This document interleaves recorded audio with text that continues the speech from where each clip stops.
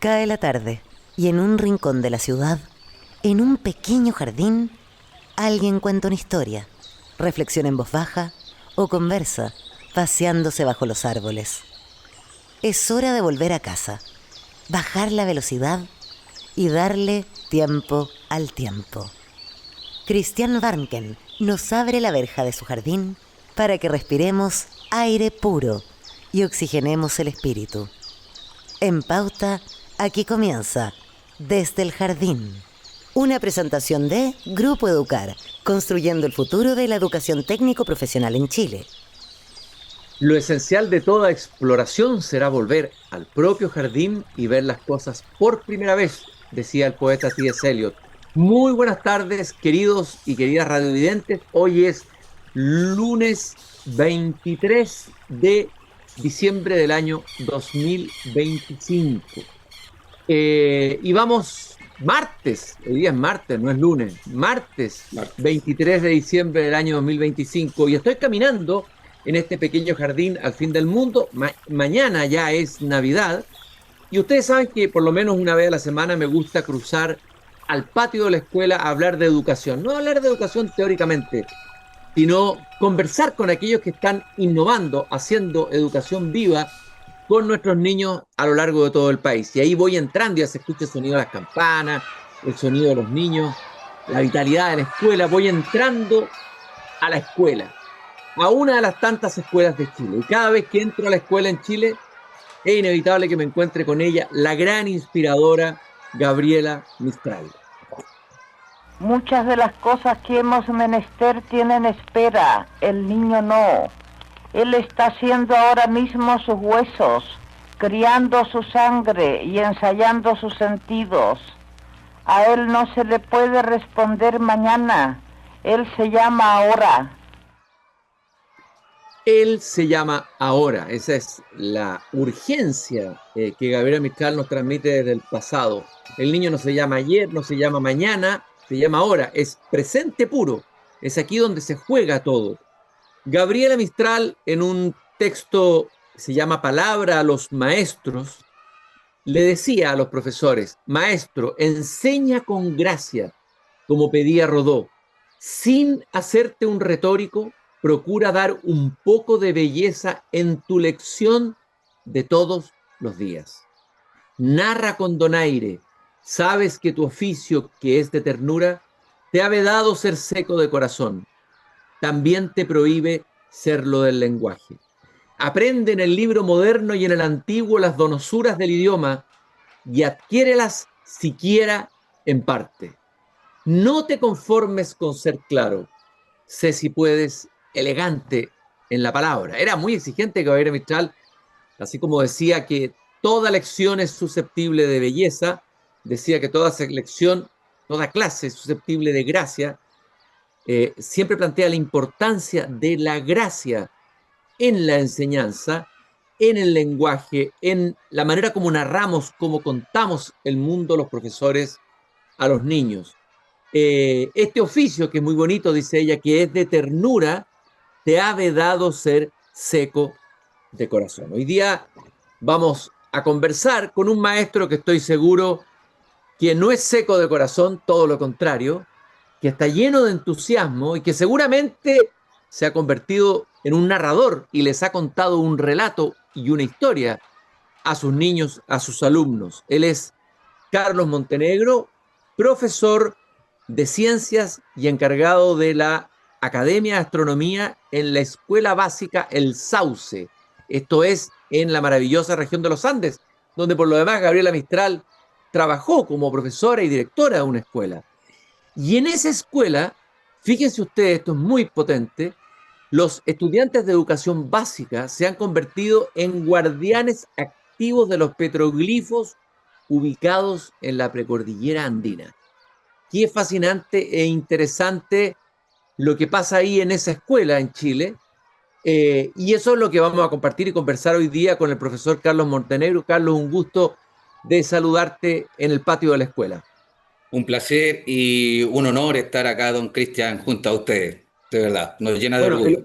Ahora yo voy a poder decir, después de que escuchemos todo lo que nos va a contar, que el honor es mío y el honor de todos los que estamos escuchando, que tú nos cuentes el proyecto que estás desarrollando y que están desarrollando ahí en la Escuela Básica El Sauce. Primero, ubiquemos esta escuela, dónde está exactamente, en qué sector de los Andes. Háblanos un poco de tu escuela, Carlos. Bueno, la escuela se encuentra ubicada específicamente en la provincia de Los Andes, a 4 kilómetros de la ciudad, el camino internacional hacia Argentina, paso fronterizo. Ya. Y es una escuela pública, ¿no es así? Es una escuela pública, justamente tenemos estudiantes de pre-básica a octavo año básico, ¿ya? Eh, con alto índice de vulnerabilidad, muchos estudiantes que son parte de esta academia o parte de la escuela son niños que vienen de la precordillera y cordillera, y muchos estudiantes se han venido justamente desde la provincia de los Andes, se han venido a la escuela acá rural que tenemos acá en la provincia.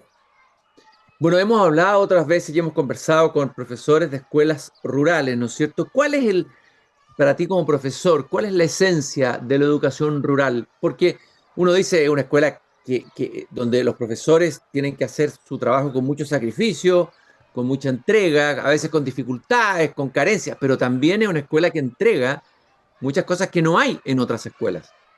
Creo que sí, yo creo que también parte un tema principal por fomentar en el estudiante la curiosidad, desarrollar y potenciar las habilidades y capacidades científicas o de otras áreas que puedan tener.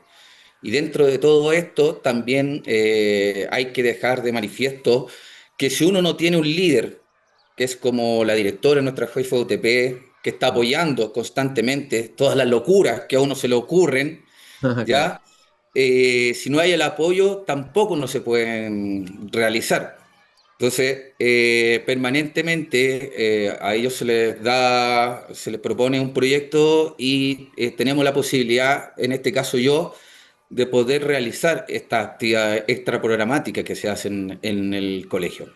Bueno, Gabriela Mistral era una loca desatada, en el sentido de que la cantidad de proyectos que generó en su paso como directora, como profesora, estas locuras fueron las que, por ejemplo, La Hora del Cuento y otras que ella misma generó, han tenido una trascendencia muy importante en la educación y han trascendido el tiempo, ¿no? Pero la locura que ustedes crearon, la locura que tú inventaste, o tú y otros colegas, es esto de convertir a los alumnos de educación básica en guardianes activos de los petroglíficos ubicados ahí en la precordillera andina. Cuéntanos cuáles son esos petroglifos, cómo parte esta idea de convertir a los alumnos mismos en guardianes de ellos. Háblanos del origen de este proyecto, de esta Bueno, locura. esto viene partiendo hace como, podemos hablar de hace 15 años aproximadamente. ¿Ya? Llevamos 15 años, 16 años aproximadamente haciendo investigación y una vez un estudiante, ex estudiante de acá a la escuela, llegó diciendo que habían dibujos en las piedras que habían hecho los indios, Uh ¿ya? Y que le llamó mucho la atención por qué había. ¿Por qué?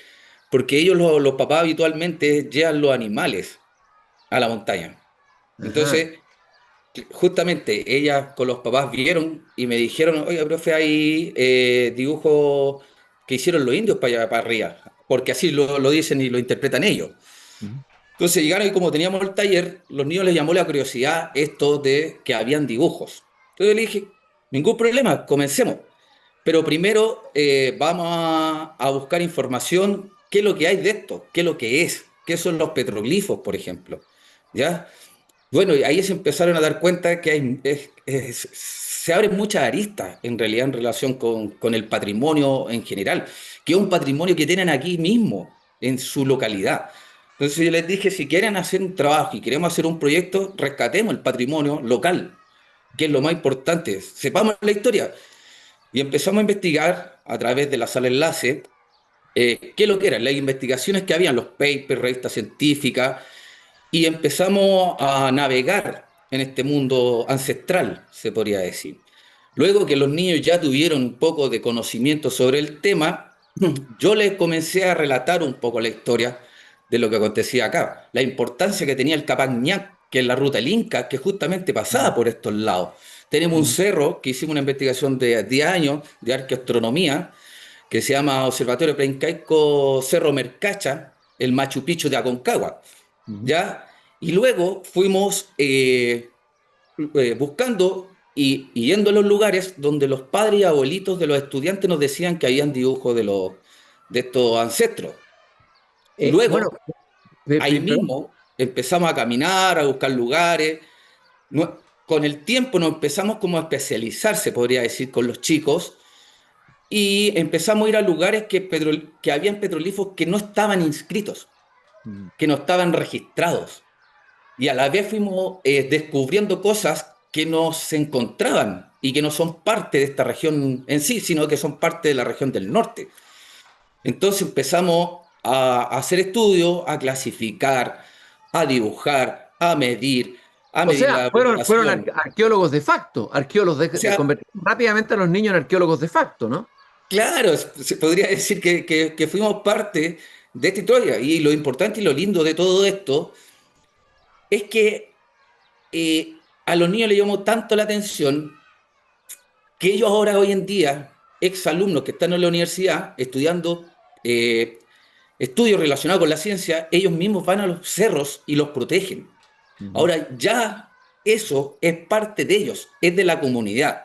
Y hoy en día ha crecido tanto esto que lo han visto en las redes sociales, en mi Instagram, por ejemplo, en Facebook, que los más jóvenes dicen tener Facebook ya no es de jóvenes, pero lo han visto gente y se ha sumado gente que no es parte de la escuela a este viaje al pasado, en el cual ellos no tenían conocimiento y en estos lugares que vamos, que hay petrolíferos, se hacen incluso ceremonias y peticiones. Yo hago la ceremonia con los estudiantes, llamo trutruca, llamo trompe, llamo distintos tipos de elementos para hacer la ceremonia a los ancestros, como así también a los apus. Bueno, y ahí nos hemos encontrado con una cantidad de petrolíferos impresionantes que nosotros mismos no teníamos idea que existían. De Oye, hecho, hace vamos, como 2 meses nos hicimos una caminata de 10 horas sin oye, saber Carlos, dónde estaban. vamos de a poco porque esto es extremadamente interesante. Primero me gustaría saber quiénes hicieron estos petroglifos y quién nos informan y nos dicen que han averiguado ustedes y investigado, lo han hecho como parte de la investigación, ¿no es cierto? ¿Quién nos dicen esos petroglíficos? ¿De quiénes? Danos un contexto de eso, por favor. Bueno, acá existe el periodo preincaico, incaico y tardío incaico. Hay diferentes tipos de periodos en los cuales se clasifican específicamente estos petroglifos, ¿ya? Por ejemplo, en un sector podemos encontrar solamente incaico, en otros lugares encontramos preincaico, ¿ya? Por ejemplo, en la clasificación, los escudos tienen un periodo, los antropomorfos, que son formas de personas, tienen otro periodo, los fitomorfos, que son como tipo de planta, ¿ya? También tienen otro periodo, ¿ya? Como así también las figuras nuevas, que se podría decir que hoy en día que son líneas, ya que van entrelazadas unas sobre otras, ya también tienen otro periodo, como así también los zoomorfos, que son tipo, por ejemplo, un tipo de rana, podríamos decir como ampatu, como lo veían las constelaciones incaicas. Entonces, se clasifican según se ve, el periodo depende todo de la clasificación del petrolífero y cómo lo hacían, que es otra cosa importante. ¿Por qué? Porque ellos no dibujaban los petrolíferos en cualquier tipo de roca, que es otra cosa. Y lo otro es la orientación.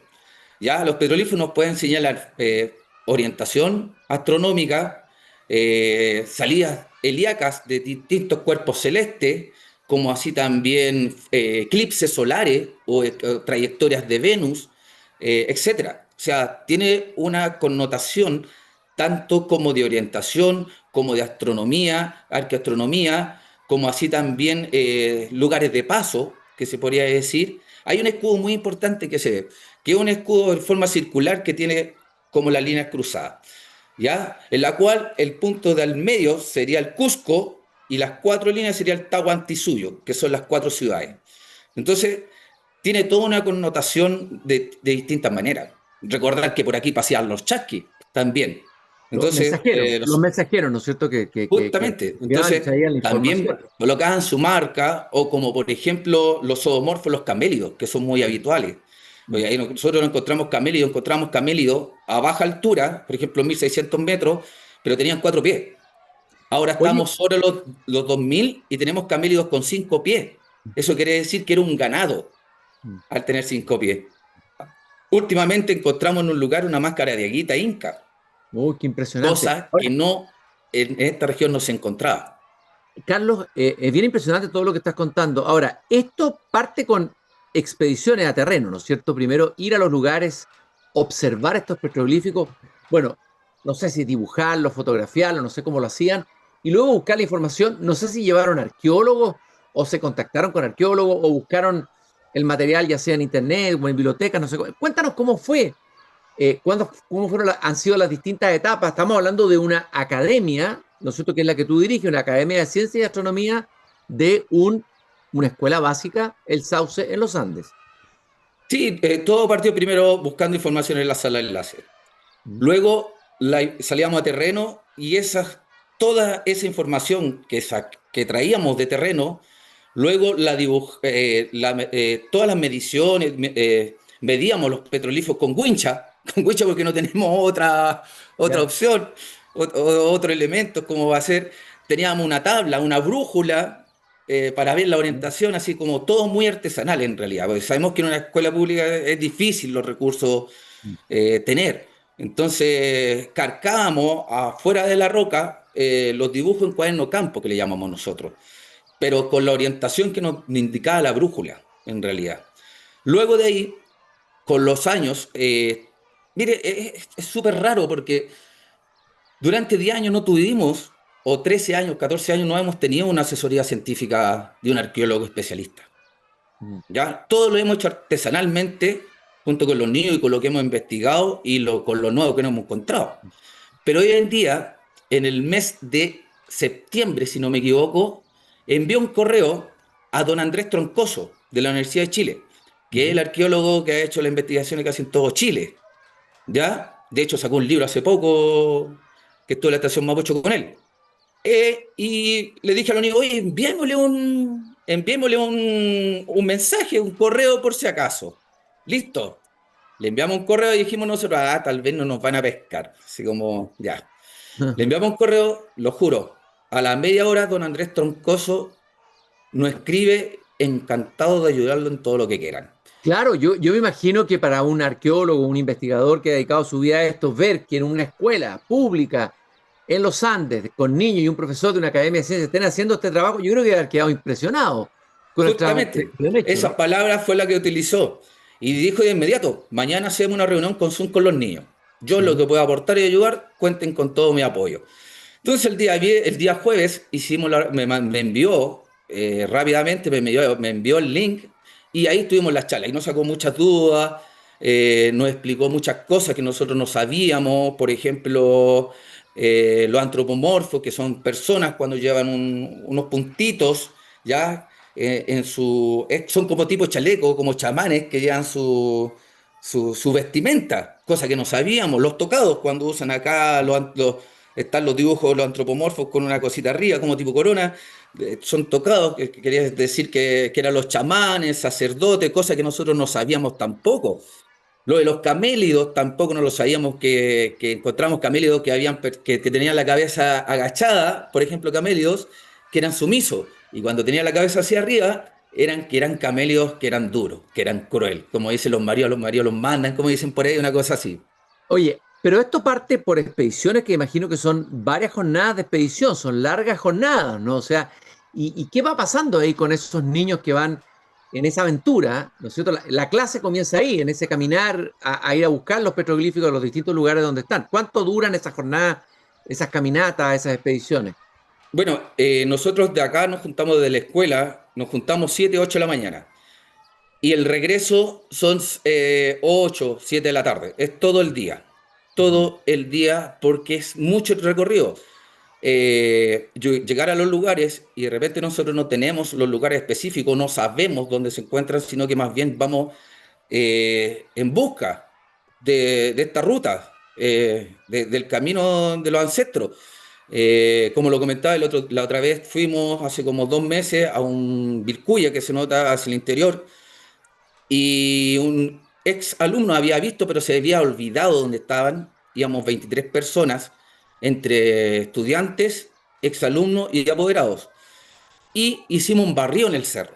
Nos juntamos a tres e hicimos un barrio completo del cerro hasta que un estudiante que es la Renata de sexto básico lo encontró. Entonces cuando lo encontró gritó, acá están, encontré los petróleos. Impresionante, qué Y buena ahí nos historia. acercamos al lugar. Bueno, otros Fíjese, lugares que hemos ido más lejos, 10, 11 horas de caminata, 7 horas de caminata. Bueno, aparte de ver los petrolíferos, los niños, al llegar a la cima, es impresionante, emocionante cuando esas 10 horas de caminata, 7 horas de caminata llegan al lugar y dicen, profe, valió la pena estar con ellos. Entonces, como que los ancestros llaman a proteger estos lugares sagrados. Hay niños que han encontrado, vamos caminando, encontramos la roca, pero los niños siguen recorriendo los alrededores de la montaña o precordillera y encuentran más. Entonces, y pegan los gritos, profe, aquí hay más, profe, aquí hay más, aquí hay otro. Entonces, es algo impresionante cómo los niños se han involucrado. Hay niños que tienen gran problema de disciplina. Y esos niños yo los tengo. Niños TEA también los tengo. Entonces, son niños que acá acá somos todos iguales. mm. Acá no se hace diferencia. No se hace diferencia en que te sea TEA, el que tenga problemas de disciplina. Acá la disciplina es proteger y rescatar el patrimonio ancestral y desarrollar y potenciar las habilidades que tengan como sus cualidades también. Bueno, ustedes están escuchando, queridos radiovidentes, esta fascinante historia que nos está contando el profesor Carlos Montenegro, profesor de ciencia, encargado de la Academia de Astronomía de la Escuela Básica El Sauce en los Andes. Eh, a ver, hay muchas dimensiones acá en esta búsqueda de estos vestigios arqueológicos, ¿no es cierto? Hay una dimensión de un valor histórico, entender que esto es una historia, estos antepasados, ancestros de los mismos niños, de todos nosotros, ¿no? Hay una dimensión cultural, incluso una dimensión hasta espiritual, podríamos decir. Entender el significado dentro de la cosmovisión de esa cultura, cuánto nos puede enseñar esa visión, etcétera, ¿no? Y lo otro interesante que es una metodología pedagógica que es completamente experiencial, es decir, es hacer ciencia desde la In experiencia, situ. desde el trabajo directo, no teóricamente, ¿no? En contacto con la naturaleza, en contacto con el lugar donde nos encontramos, en fin. A ver, ¿qué pasa con los alumnos cuando empiezan a vivir esta experiencia? ¿Cuáles son las transformaciones que tú vas viendo en esta manera de hacer ciencia de campo, de terreno, Carlos? Bueno, es bastante potente el cambio que tienen los niños, tanto como aprender a sintetizar, aprender a pararse delante de la gente, a cómo esos estudiantes que han estado durante estos años en la Academia de Ciencia y Astronomía, se les ha ampliado, se amplia el espectro en el cual muchos niños ex estudiantes están estudiando carreras relacionadas con la ciencia. O sea, hace poco Benjamín Barraza con el hermano son vecinos de otro alumno que yo llevé a Linares a la Feria Nacional de Ciencias, en la cual los niños ganaron, sacaron primer lugar, y él fue a conversar con él y a explicar la importancia que tenía en estar en un taller de ciencia, todo lo que él logró y el cómo está la universidad hoy en día. O sea, el impacto que ha tenido el taller de ciencia ha sido muy grande. Uno no se da cuenta porque sigue desarrollando con las futuras generaciones este trabajo. Pero cuando hace 2 semanas nos juntamos con ellos, me relataban ellos y lo agradecido que están por todo lo que hoy en día son, que es gracias al taller de ciencia. Entonces, ahí uno se da cuenta que el impacto a través del conocimiento, cómo se le amplia el espectro y la oportunidad que se le da para conocer nuevos lugares, nuevas vivencias, nuevos compañeros, nuevos amigos, una nueva historia, en realidad. Oye, no solamente han encontrado petroglíficos que no estaban registrados antes, sino que entiendo que encontraron una vez una máscara de Aguita, ya eso es un hallazgo mayor. ¿Eh? ¿Cómo fue eso? Cuéntanos un poco esa historia, qué Bueno, emocionante. nosotros al Cerro Vilcuya llevamos subiendo 15 años. Ujú. 15 años. 15 Y ese años. día subimos nuevamente. Pero ese día fue un día especial porque había una niebla que no nos veíamos casi Ujú. en ese lugar.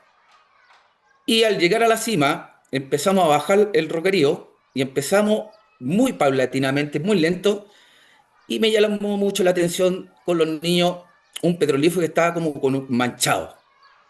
Le sacamos una fotografía, luego subimos, luego la empezamos a revisar y mientras que empezamos a ver la fotografía, empezamos a hacer un asado, porque acá en el campo es así. Ya terminamos arriba con el asado y le enviamos la fotografía a Andrés Troncoso. Ujú. Y Andrés Troncoso, en 3 minutos, responde, dice, profesor Carlos, han hecho el tremendo descubrimiento. Y Uf. nosotros así como, oye, chiquillos, vengan, vengan, vengan, a ver, ¿qué pasó? Y ahí nos dicen, han encontrado una máscara de guita inca, cosa que no se da en esta región, sino que se da de la cuarta región hacia el norte. O sea, es un hallazgo impresionante. Entonces, nosotros ahí saltamos de alegría, porque que lo diga un especialista, ¿ya? Que trabaja en esto, o sea, nos llena de orgullo, de emoción, al saber que estamos construyendo eh, algo para la comunidad, para los niños, y por qué no decirlo, para el patrimonio nacional. Desde De hecho, luego, esto lo publicaron claro, ellos en la página que tienen ellos del norte. desde Ellos luego, también lo publicaron. no solamente están haciendo ciencia, imagínense, ciencia, descubrieron algo que no habían descubierto los mismos arqueólogos, digamos, antes que ustedes, sino que además están generando una conciencia, están preservando, cuidando el patrimonio cultural del país, convirtiendo a estos niños en cuidadores de este patrimonio. Normalmente en Chile no tenemos conciencia de nuestro patrimonio, somos descuidados con nuestro patrimonio. Hace tiempo atrás, unos años atrás, unos jóvenes chilenos fueron detenidos en Machu Picchu Machu Picchu. haciéndole daño a unas piedras. Y muchos decían, pero ¿por qué los tomaron presos? Bueno, decía el periodista peruano, porque es nuestra identidad, nuestra historia, son nuestros ancestros, ¿no? Esos jóvenes que hicieron eso no habían tenido esta experiencia que han tenido ustedes, Carlos, en la escuela básica El Sauce, no habían tenido el contacto directo con ese patrimonio cultural, espiritual del país, de nuestras culturas originarias, etcétera. Bueno, y eso generar esa conciencia me parece extremadamente importante, tan importante como el desarrollo de la ciencia. Me gustaría que me contaras también que entiendo que los alumnos de esta escuela clasificaron a un mundial de ciencias el año 2023 en México. Eso debe haber sido para los estudiantes algo impresionante y potente, ¿no? Bueno, hemos estado en 3 mundiales. Ujú. El de Brasil, que lo ganamos, el mundial en Brasil lo ganamos, el mundial en México también, pero lamentablemente por falta de recursos no pudimos asistir, ya, en la cual también incluso mi hija también, Matilde Montenegro, estaba acá, hizo también una investigación de 4 o 5 años, o sea, creo que era la científica más pequeña que iba a haber en el mundial. Más 2 estudiantes de séptimo y octavo año básico. Pero luego, el 2019, fuimos al Mundial a Abu Dhabi, en los Emiratos Árabes también. ¿Ya? Y ¿Ya? fueron con los alumnos, fueron con un grupo Con de los alumnos. estudiantes, Ya. justamente, sí. No, los estudiantes son los que exponen. Uno, ahí ya, ellos son los que tienen que exponer, uno tiene que salir de ahí y ellos son los que exponen. Son experiencias no extraordinarias ver a niños que no tienen recursos y llevar sus investigaciones a Latinoamérica, a distintos países, a mostrar lo que es su legado cultural. eh, eh, Hay un gran impacto afuera. Lo conversábamos nosotros. Y por ejemplo, en Brasil hemos ganado, en Paraguay hemos ganado, en Perú hemos ganado, en Argentina hemos ganado, en México hemos ganado. Entonces, les llama mucho la atención el rescate patrimonial, cosa que aquí no sucede mucho, como lo decía usted. No está esa culturización de rescatar nuestro patrimonio. Pero hoy en día los chicos de acá de la comunidad lo llevan como en su sangre. Acá De hecho, hemos subido y dicen, profe, no puede ser, los apoderados dicen, no puede ser, profe, que se estén robando nuestro patrimonio. No, yo al que vea denuncio. Mm. O sea, ya están en ese ámbito. O sea, ya de cuidar sus raíces, de cuidar su patrimonio, de cuidar lo que los ancestros nos dejan, que no lo dejaron al azar, sino que lo dejaron por algo. Entonces, Para darnos cuenta del rigor que hay en este trabajo científico hecho por alumnos de básica dirigidos por un profesor, Carlos Montenegro, con quien estoy conversando aquí en el jardín de la escuela El Sauce en los Andes, en este Mundial de México, tú me corriges, Carlos, si me equivoco, pero del año 2023, que reunió a más de 350 estudiantes y más de 130 proyectos internacionales en el área de ciencia y tecnología. Bueno, la escuela de ustedes, la Academia de Ciencias Wilcahuara, después nos va a decir qué significa sí, eso. Eh, bueno, Matilde Montenegro, debe haber sido tu hija, ¿no es cierto? De solo sí, 6 años, obtuvo el primer lugar con la investigación Caracterización de setas del Camino Internacional.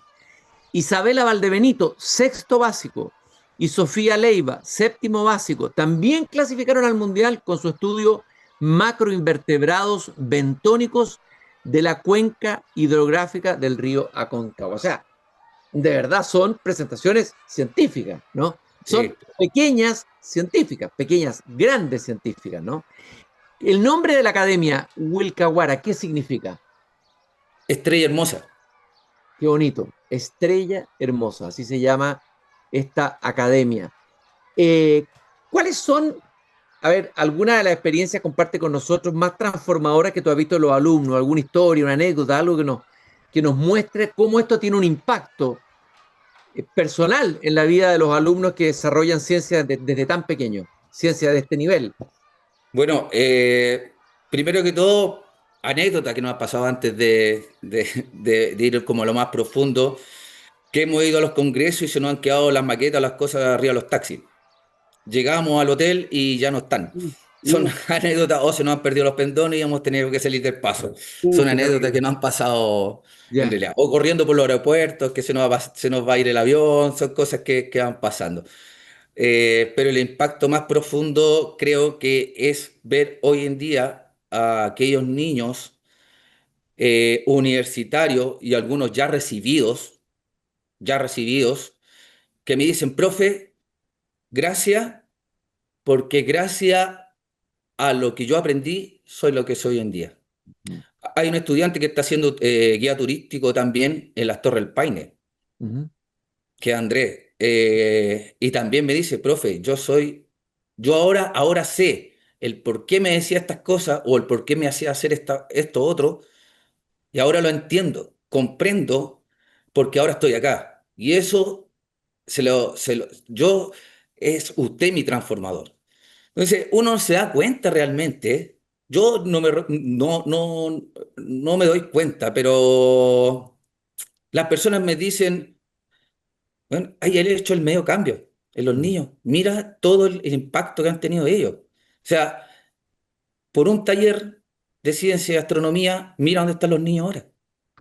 Esa es la historia maravillosa que estamos contando acá, una historia muy inspiradora, la de la Academia de Ciencias y Astronomía del establecimiento Escuela Básica El Sauce, dirigida por Carlos Montenegro, profesor de ciencia y encargada de la Academia misma de Astronomía que acabamos de presentar. Vamos a ir, Carlos, a una muy breve pausa y seguimos caminando aquí en el patio de la escuela contando esta historia de científicos, investigadores, niños, arqueólogos de facto, los llamé yo, que han descubierto cosas muy interesantes, petroglifos ubicados en la precordillera andina, una máscara de aguita, todo eso. Volvemos en unos segundos. Ahí ustedes escuchan la vitalidad de una escuela pública chilena y esta escuela es una escuela particular, muy especial de la que estamos hablando. Es la escuela básica El Sauce, ubicada en los Andes, donde estudiantes de educación básica se han convertido en los guardianes de los petroglifos ubicados en la precordillera andina. No solo los guardianes, los investigadores de estos petroglíficos y de otros hallazgos arqueológicos muy notables que han hecho. Es un trabajo que se viene haciendo hace varios años atrás. Este colegio ha presentado en ferias científicas internacionales algunos de los trabajos de los mismos alumnos y estamos conversando con el profesor Carlos Montenegro, un entusiasta profesor de ciencia encargado de la Academia de Astronomía de la escuela, todo lo que significa en términos de transformación y experiencia pedagógica hacer ciencia de esta manera, ciencia en terreno con los niños.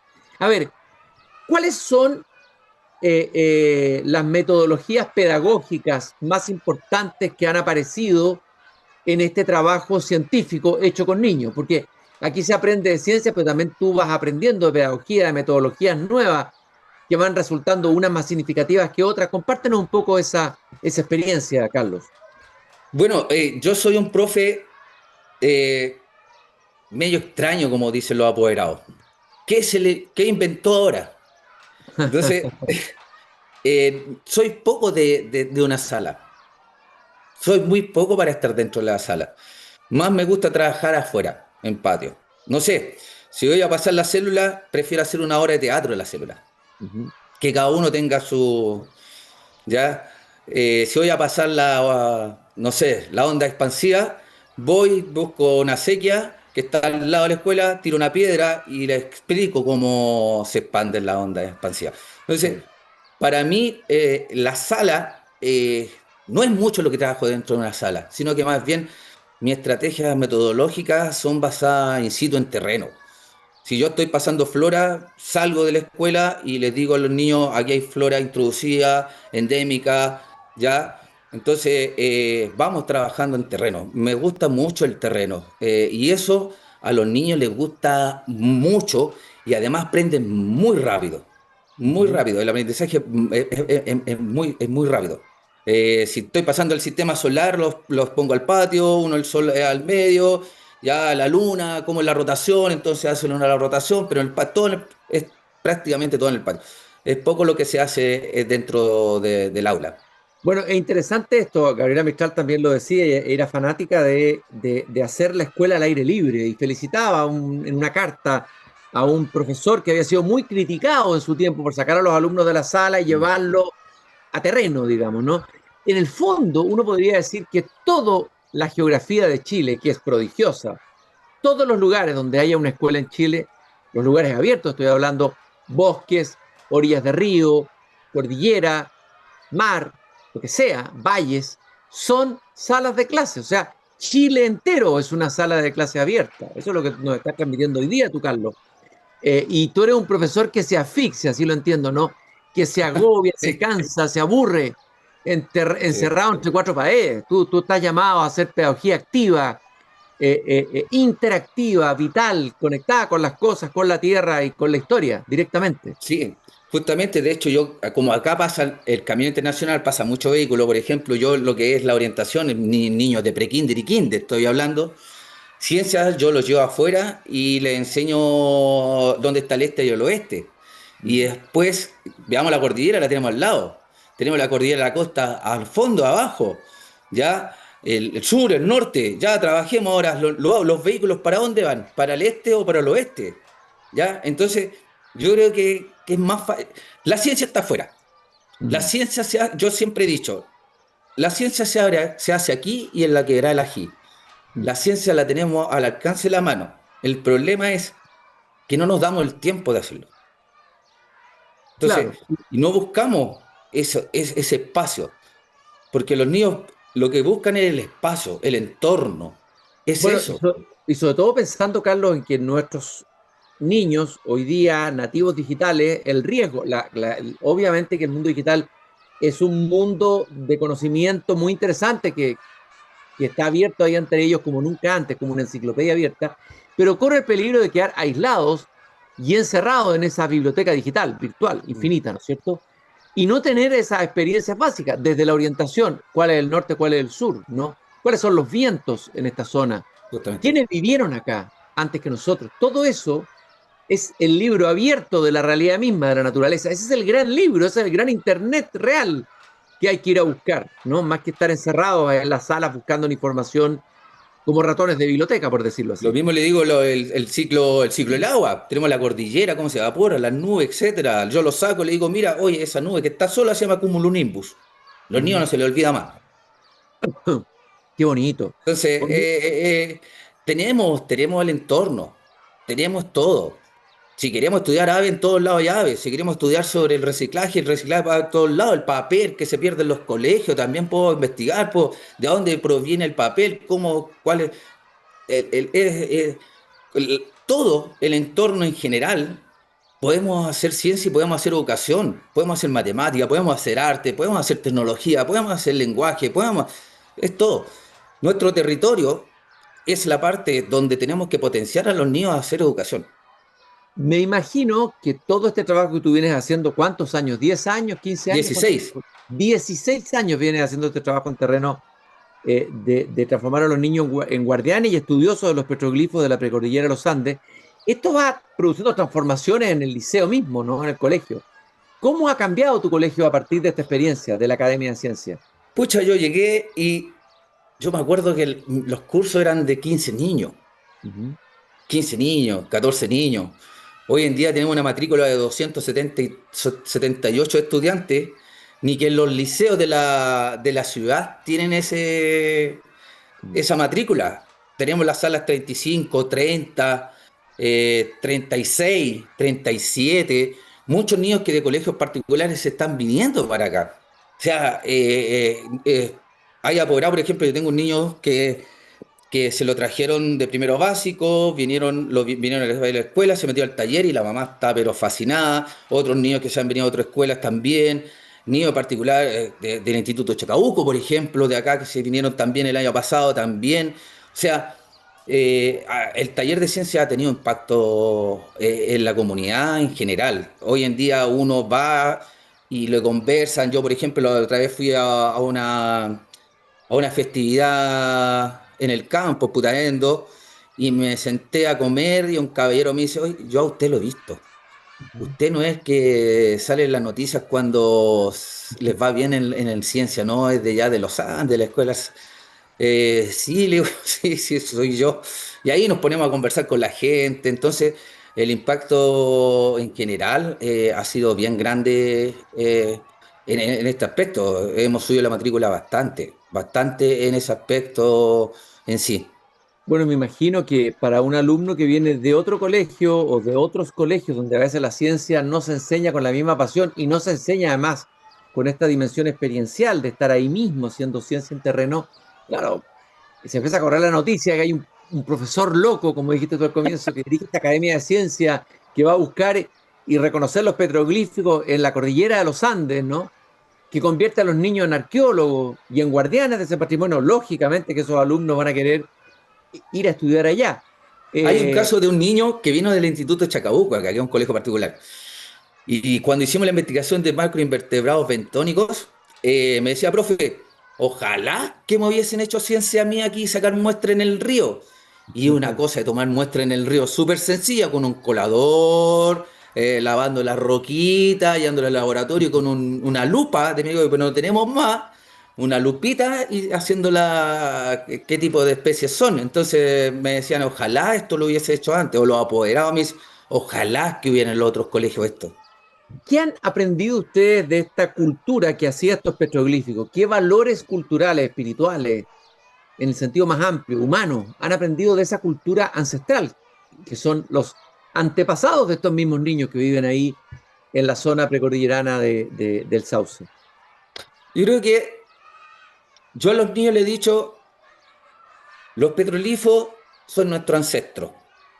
Ellos nos protegen, ellos nos cuidan. Si usted le pide a nuestros ancestros, ellos te van a ayudar. Pero tú tienes que ayudar a proteger, a preservar este patrimonio, porque es tuyo. Ellos son guardianes, ellos nos protegen. Ellos dejaron su legado y ellos nos llaman a cuidar ese legado hoy en día. Entonces, es como decir, esta es mi cuna y en esta cuna voy a dormir. Pero esta cuna la tengo que mostrar. Tengo que mostrar lo que hay dentro de esa cuna. No dejarlo para mí. Hay gente, amigos, muchos amigos, Claudio, Iván, muchos amigos, vale, que se han unido, que no son parte de la escuela, y me decían, ¿sabes que a mí me hicieron un trekking? Y me llevaron al cerro, habían los dibujos, y a mí nunca me explicaron qué es lo que era, ni qué representaban. En cambio, con ustedes, profe, los niños nos dan la charla cuando llegamos a los lugares. Nos explican qué es lo que es.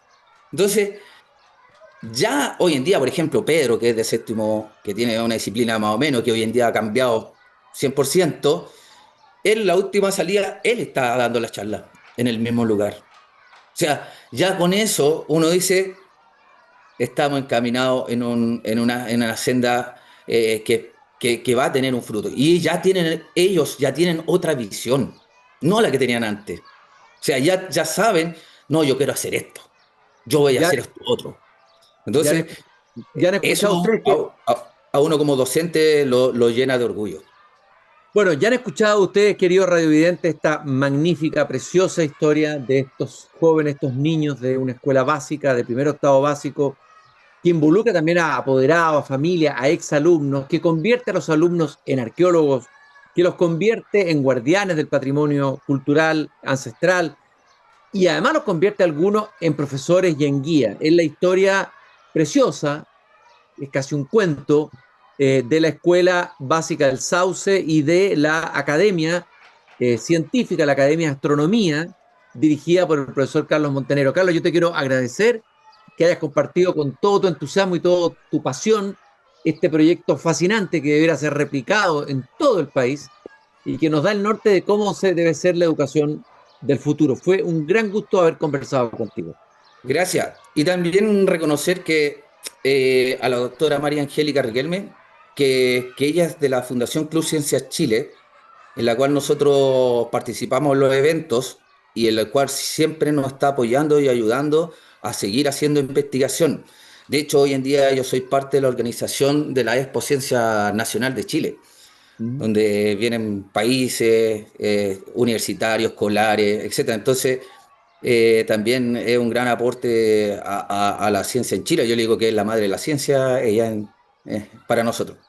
Un lindo homenaje, una linda gratitud y un saludo muy grande a todo tu equipo, a todo el equipo pedagógico de la Escuela Básica El Sauce, a tus alumnos, a toda la comunidad, los protectores, los guardianes de los petroglifos ubicados en la precordillera andina, en esa parte del país. Fue un gusto haber conversado contigo, Carlos, y nosotros, queridos radiovidentes, nos encontramos nuevamente mañana. Mañana es Navidad, en un programa especial a las 7:30 de la tarde aquí en el Jardín, y recordar que nos acompaña Grupo Educar, construyendo el futuro de la educación técnico profesional en Chile. Conoce más sobre nuestro trabajo en grupoeducar.cl.